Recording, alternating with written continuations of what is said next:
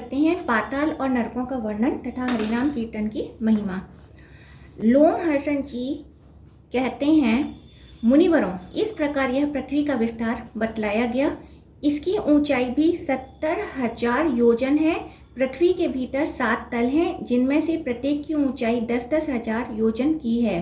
उन 7 तलों के नाम ये हैं: अतल, वितल, नितल, सुतल, तलातल, रसातल तथा पाताल। इनकी भूमि क्रमशः काली, सफ़ेद, लाल, पीली, कंकरीली, पथरीली तथा सुवर्णमयी है।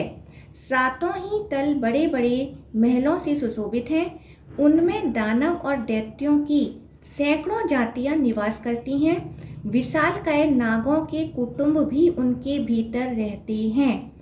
एक समय पाताल से लौटे हुए देवऋषि नारद जी ने स्वर्गलोक की सभा में कहा था, पाताल लोक स्वर्गलोक से भी रमणीय है। वहाँ सुंदर प्रभा युक्त चमकीली मणियाँ हैं जो परम आनंद प्रदान करने वाली हैं। वे नागों के अलंकारों एवं आभूषणों के काम आती हैं। भला पाताल की तुलना किससे हो सकती है? वहाँ सूर्य की किरणें दिन में केवल प्रकाश फैलाती हैं, धूप नहीं। इसी प्रकार चंद्रमा की किरणें रात में केवल उजाला करती हैं, सर्दी नहीं फैलाती। वहाँ सर्प और दैत्य आदि भक्ष्य भोज तथा सुरापान के मद से उन्मत्त होकर यह नहीं जान पाते कि कब कितना समय बीता है। वहाँ वन, नदियाँ, रमणीय सरोवर, कमलवन तथा अन्य मनोहर वस्तुएं हैं जो बड़े सौभाग्य से भोगने को मिलती हैं। पाताल निवासी दानव, दैत्य तथा सर्पगण सदा ही उन सब का उपभोग करते हैं। सब पाताल के नीचे भगवान विष्णु का तमोमय विग्रह है, जिसे शेषनाग कहते हैं। दैत्य और दानव उनके गुणों का वर्णन करने में समर्थ नहीं हैं। सिद्ध पुरुष उन्हें अनंत कहते हैं। देवता और देवऋषि उनकी पूजा करते हैं। वह सहस्त्रों मस्तकों से सुशोभित हैं। स्वस्तिक का कार निर्मल आभूषण उनकी शोभा बढ़ाते हैं। वे अपनी फनों की सहस्त्रों मणियों से संपूर्ण दिशाओं को प्रकाशित करती हैं तथा संसार का कल्याण करने के लिए संपूर्ण असुरों की शक्ति हर लेते हैं। उनके कानों में एक ही कुंडल शोभा पाता है। मस्तक पर किरीट और गले में मणियों की माला धारण किए भगवान अनंत अग्नि की ज्वाला से प्रकाशमान श्वेत पर्वत की भांति शोभा पाते हैं। वे नील वस्त्र धारण करते, मद से मत रहते और श्वेत हार से ऐसे सुशोभित होते हैं मानो आकाश गंगा के प्रपात से युक्त उत्तम कैलाश पर्वत शोभा पा रहा हो। उनके एक हाथ का अग्रभाग हल पर टिका रहता है और दूसरे हाथ में वे उत्तम मूसल धारण किए हुए हैं। प्रलय काल में विषाग्नि के ज्वालाओं से युक्त संक्रांतात्मक रुद्र उन्हीं के मुख से निकलकर तीनों लोकों का संहार करते हैं। संपूर्ण देवताओं से पूजित वे भगवान शेष पाताल के मूल भाग में स्थित हो अपने मस्तक पर समस्त भूमंडल को धारण किए रहते हैं। उनके वीर प्रभाव स्वरूप तथा रूप का वर्णन देवता भी नहीं कर सकते।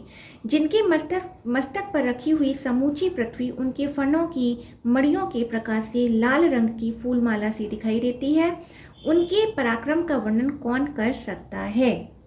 भगवान अनंत जब जम्हाई लेते हैं उस समय पर्वत, समुद्र और वनों सहित यह सारी पृथ्वी डोलने लगती है। गंधर्व, अप्सरा, सिद्ध, किन्नर और सर्प कोई भी उनके गुणों का अंत नहीं पाते। इसलिए उन अविनाशी प्रभु को अनंत कहते हैं। जिनके ऊपर नाग वधुओं के हाथों से चढ़ाया हुआ हरि चंदन बारंबार श्वास वायु के लगने से संपूर्ण दिशाओं को सुवासित करता रहता है।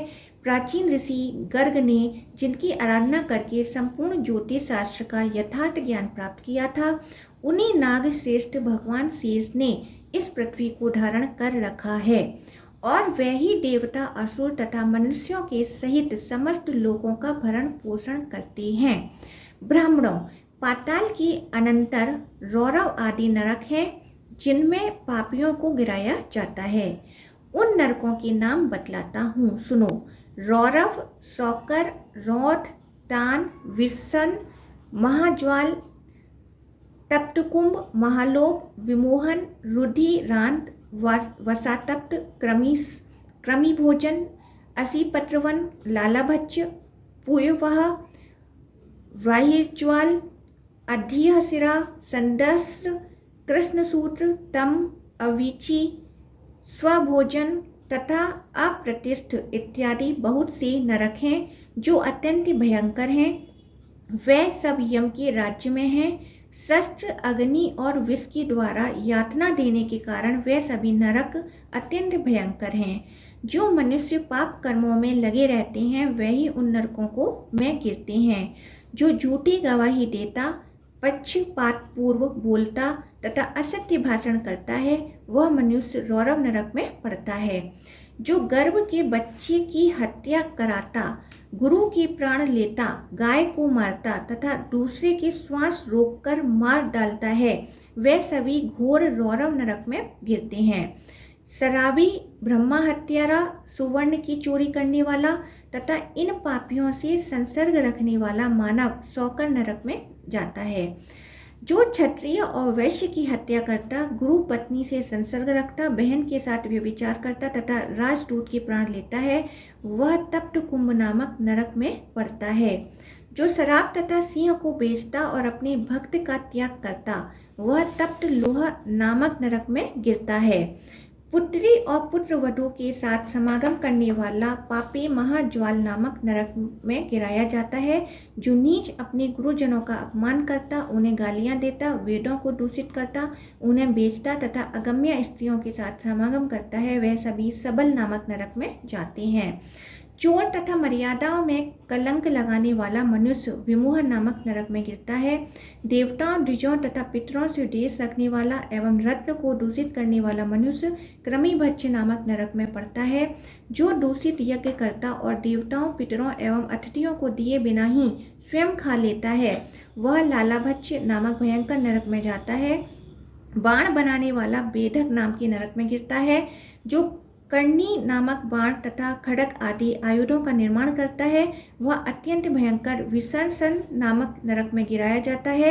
जो द्विज नीच प्रतिग्रह स्वीकार करता है, यज्ञ के अनाधिकारियों से यज्ञ करवाता है तथा केवल नक्षत्र बताकर जीविका चलाता है वह अधोमुख नामक नरक में जाता है। जो अकेला ही मिठाई खाता है वह मनुष्य कृमि पीयू नामक नरक में जाता है। लाख मांस, रस, तिल और नमक बेचने वाला ब्राह्मण भी उसी नरक में पड़ता है। बिल्ली, मुर्गी, बकरा, कुत्ता, सुअर तथा चिड़िया पालने वाला भी कृमि पीयू में ही गिरता है। जो ब्राह्मण रंगमंच पर नाचकर जीविका चलाता, नाव चलाता, जारज मनुष्य का अन्न खाता, दूसरों को जहर देता, चुगली खाता, भैंस से जीविका चलाता, पर्व के दिन स्त्री संभोग करता, दूसरों के घर में आग लगाता, मित्रों की हत्या करता, शकुन बताकर पैसे लेता, गांव भर की पुरोहिती करता तथा सोम रस बेचता वह रुधिरांत नामक नरक में गिरता है। भाई को मारने वाला और समूचे गांव को नष्ट करने वाला मनुष्य वैतरणी नदी में जाता है।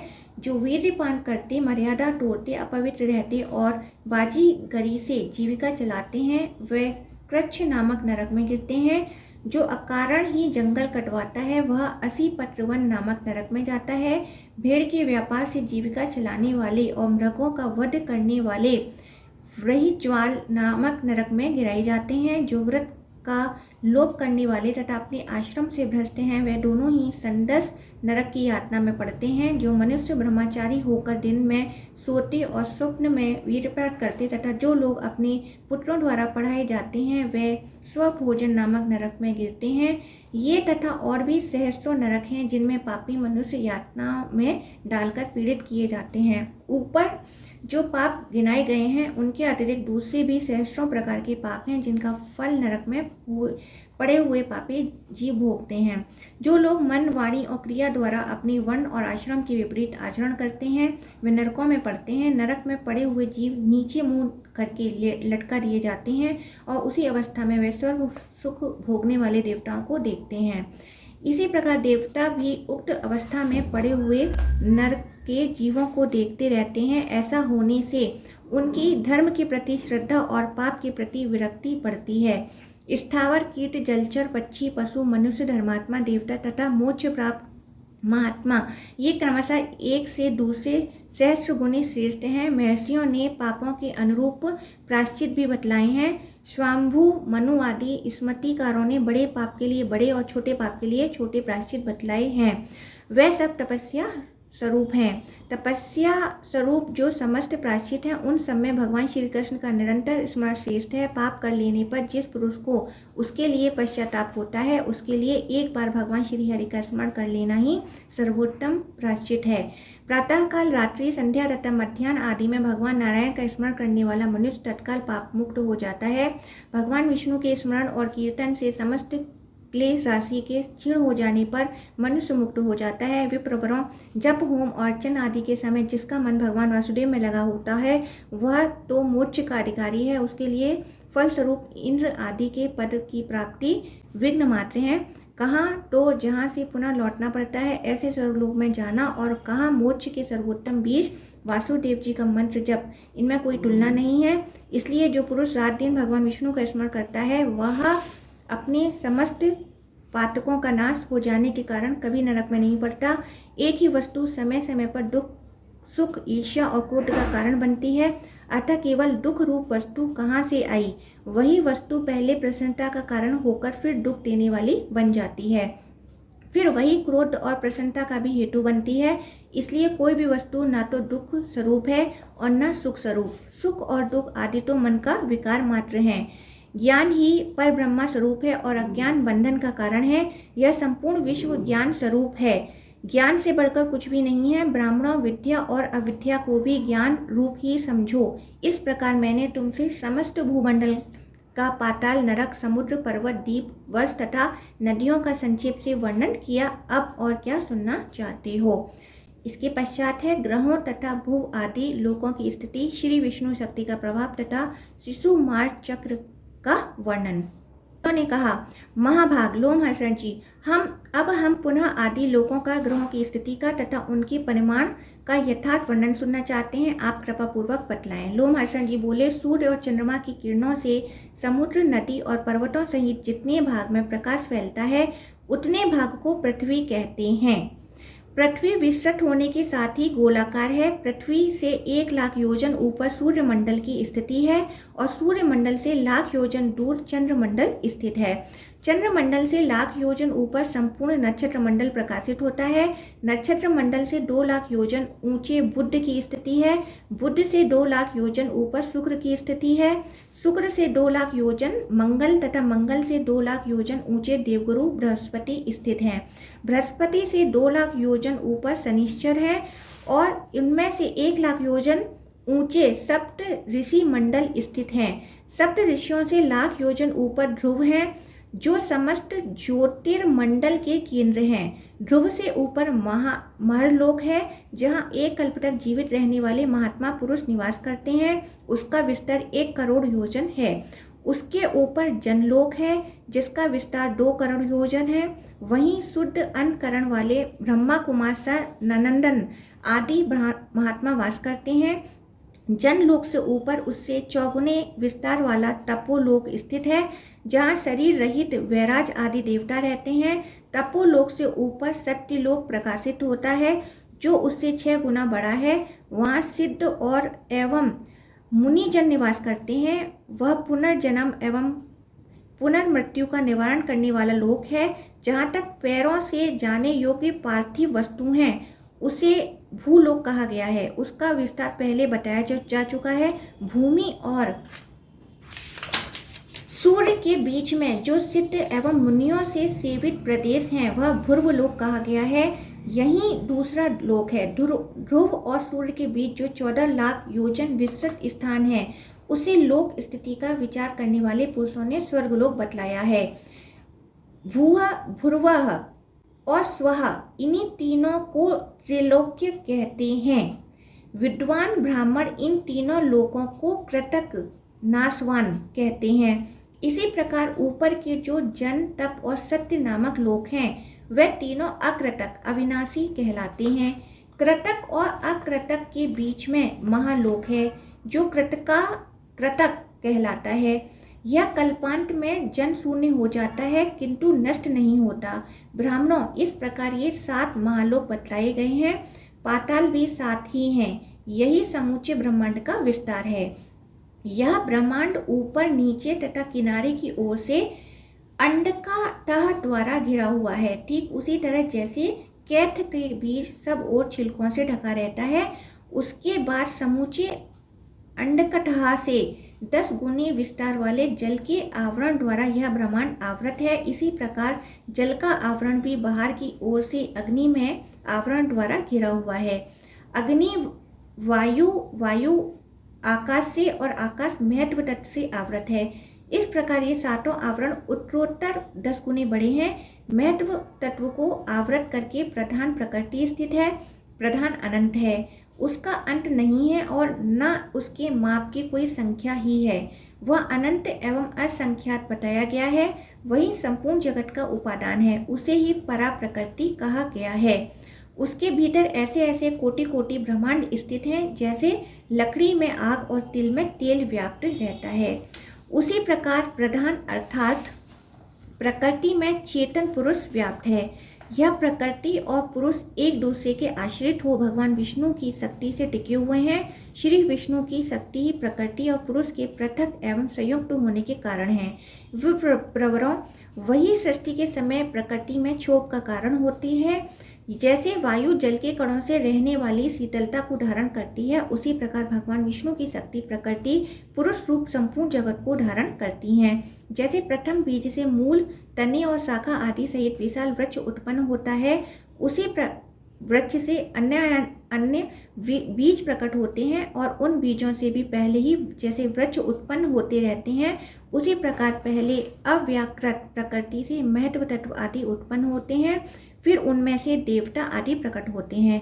देवताओं में से उनके पुत्र और उन पुत्रों के भी पुत्र होते रहते हैं। जैसे एक वृक्ष से दूसरा वृक्ष उत्पन्न होने पर पहले वृक्ष की कोई हानि नहीं होती, उसी प्रकार नूतन भूतों की सृष्टि से भूतों का ह्रास नहीं होता। जैसे समीप परवर्ती होने मात्र से आकाश और काल आदि ही वृक्ष के कारण है, उसी प्रकार भगवान श्री हरि स्वयं प्रकट न होते हुए भी संपूर्ण विश्व के कारण होते हैं।